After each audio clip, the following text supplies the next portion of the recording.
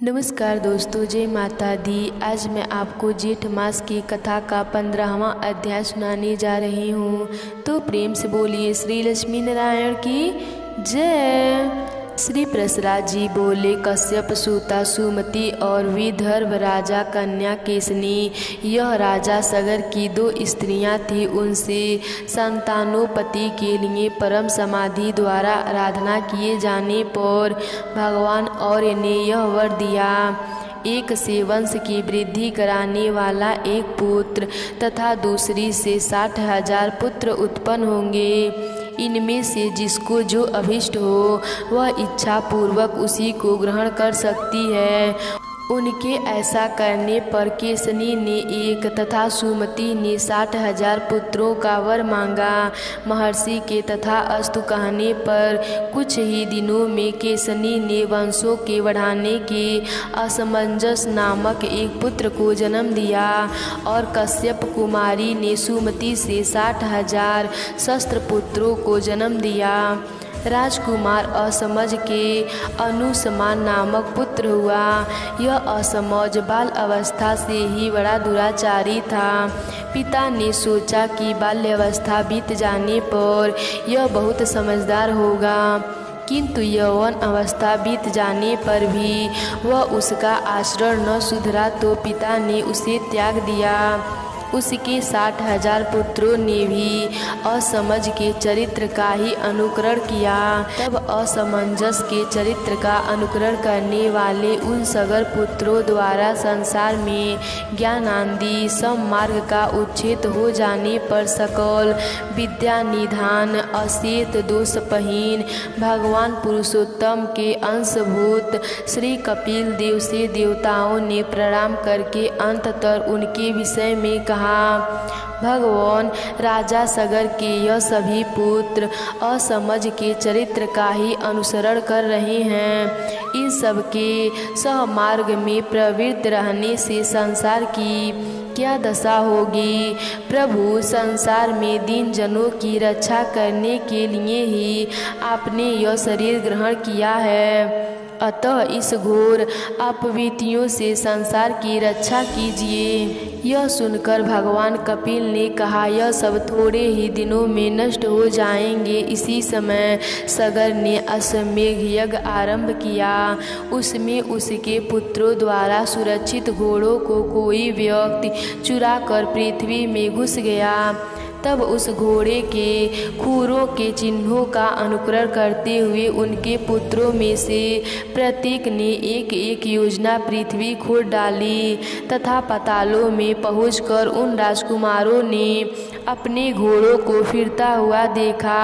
पासहीन में मेघावरणहीन शरतकाल के सूर्य के समान अपने तेजों से संपूर्ण दिशाओं को प्रकाशित करते हुए घोड़ों को चुराने वाले परम महर्षि कपिल को सिर झुकाए बैठे देखा।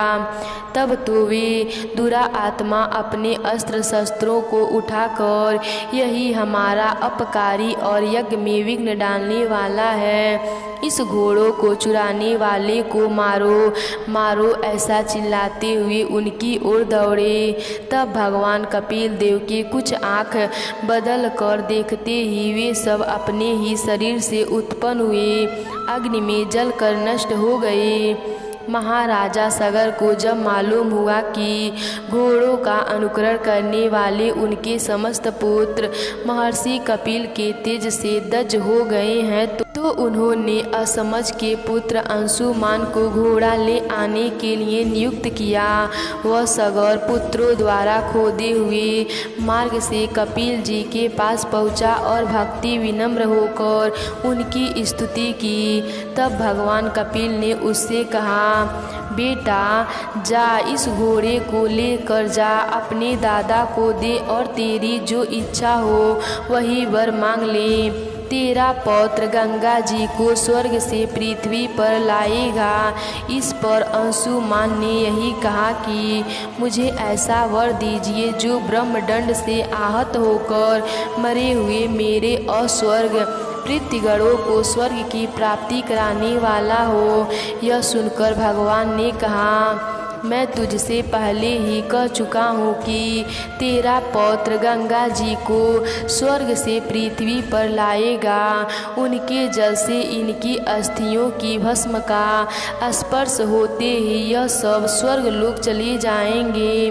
भगवान विष्णु के चरण नख से निकले हुए उस जल का ऐसा महात्म्य है कि वह कामना पूर्वक केवल स्नान आदि कार्यों में ही उपयोग हो, सो नहीं अपितु बिना कामना के मृत्यु का पुरुष के अस्थि चर्म स्नायु अथवा केश आदि का स्पर्श हो जाने से या उनके शरीर का कोई अंग गिरने से भी वह देह धारणी को तुरंत स्वर्ग में ले जा सकता है। भगवान कपिल के ऐसा कहने पर वह उन्हें प्रणाम कर घोड़ों को लेकर अपने पितामह की आज्ञाशालाओं में आया।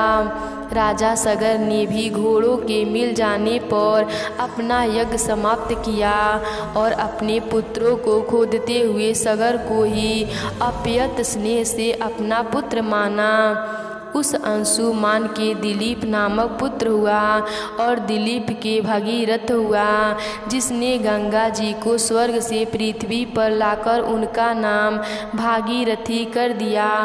भागीरथ से सुहोस्त्र, सुहोस्त्र से श्रुति, श्रुति से नाभाग, नाभाग से अम्बरीश, अम्बरीश से सिंधुदीप, सिंधुदीप से अयुतायु और अयुतायु से श्रुति तर्पण नामक पुत्र हुआ, जो राजा नल का सहायक और घूत्र क्रीड़ा का पारदर्शी था। श्रुति पड़ का पुत्र सर्वकाम था, उसका सुदामा और सुदामा का पुत्र सौदामित्र सस हुआ।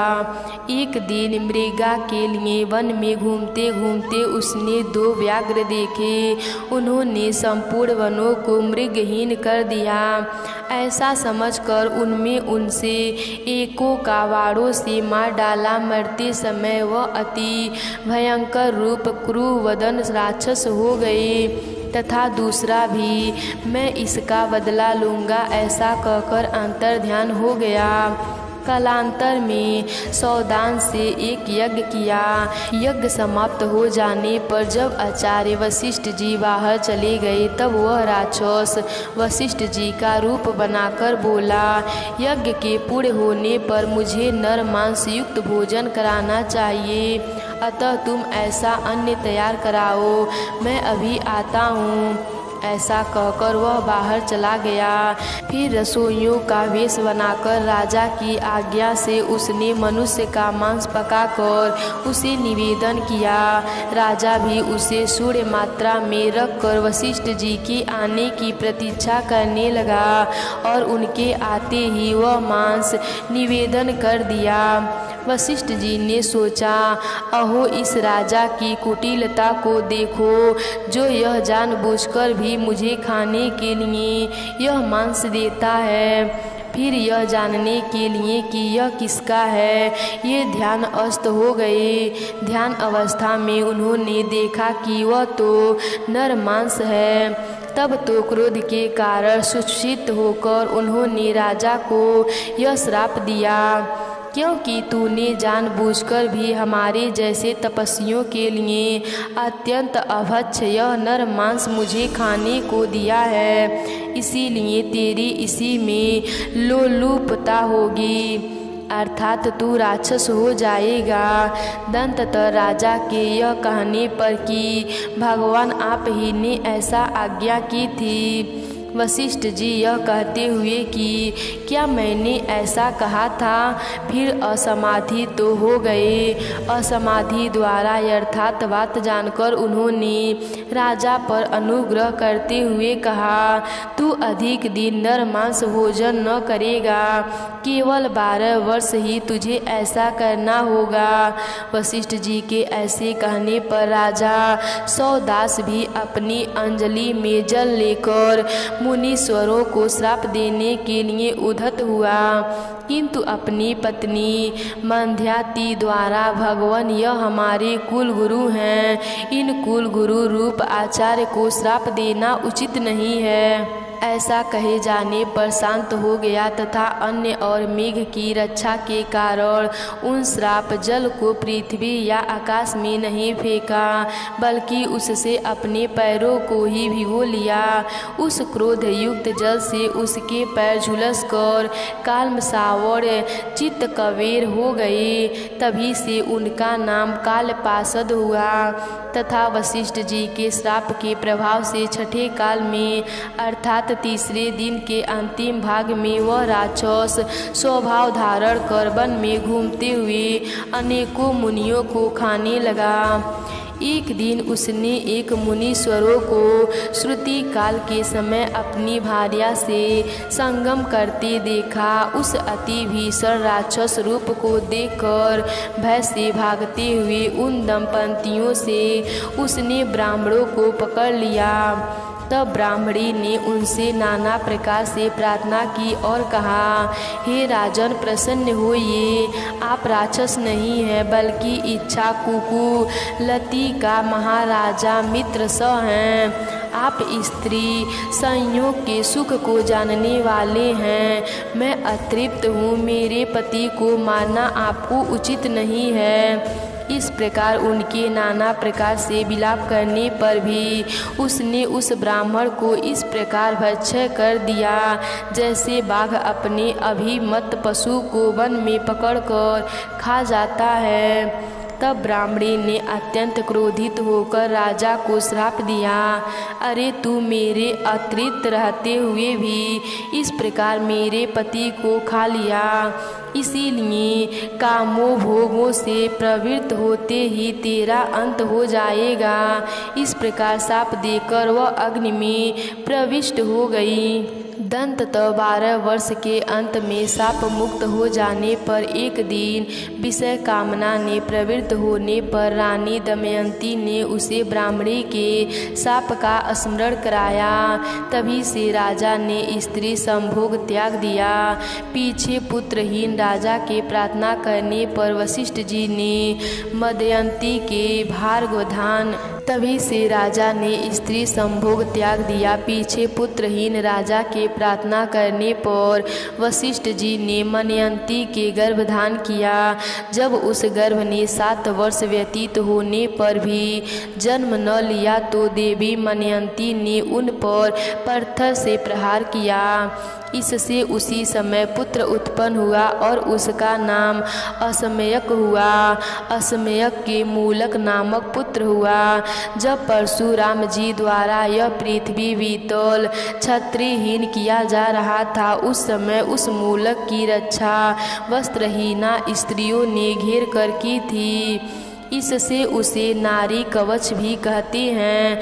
मूल के दशरथ, दशरथ के इलीवील, इलीवील के विश्वस और विश्वस के खंडवाग नामक पुत्र हुआ, जिनके देवासुरा जिसने देवासुर संग्राम में देवताओं के प्रार्थना करने पर दैत्यों का वध किया। इस प्रकार स्वर्ग में देवताओं का प्रिय करने से उनके द्वारा वर मांगने के लिए प्रेरित किए जाने पर उसने कहा, यदि मुझे वर ग्रहण करना ही पड़े तो आप लोग मेरी आयु बतलाइएगा। तब देवताओं के यह कहने पर कि तुम्हारी आयु केवल 1 मुहूर्त और रही है, वह देवताओं के दिए हुए एक अनवरुद्धि गति विमान पर बैठकर बड़ी शीघ्रता से मृत्यु लोक में आया और कहने लगा, यदि मुझे ब्राह्मणों की उपेक्षा कभी अपना आत्मा भी प्रियतर नहीं हुआ, यदि मैं कभी स्वर्ग धाम का उल्लंघन नहीं किया और संपूर्ण देव मनुष्य पशु पक्षी और वृक्षादि में श्री अच्युत जी के अतिरिक्त मेरी अन्य दृष्टि नहीं हुई, तो मैं उन निर्वित ध्यान पूर्वक उन मुनि जनवंती प्रभु को प्राप्त हूँ। ऐसा कहते हुए राजा खड्गवान ने संपूर्ण देवताओं को गुरु अकथनीय स्वरूप समांतरा शरीर परमात्मा भगवान वासुदेव में अपना चिंत लगा दिया और उन्हीं में लीन हो गया। इस विषय में भी पूर्व काल में सपर्त ऋषियों द्वारा कहा हुआ श्लोक सुना जाता है।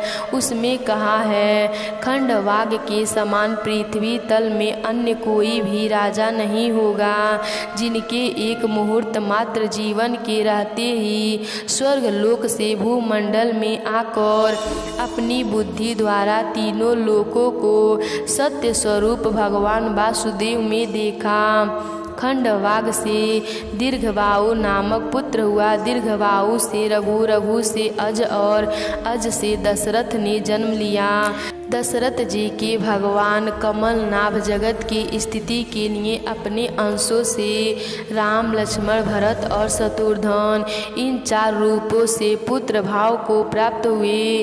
राम जी ने बाल्य अवस्था में ही विश्व पितामह जी की यज्ञ रक्षा के लिए जाते हुए मार्ग में ही तालका राक्षस जी को मारा।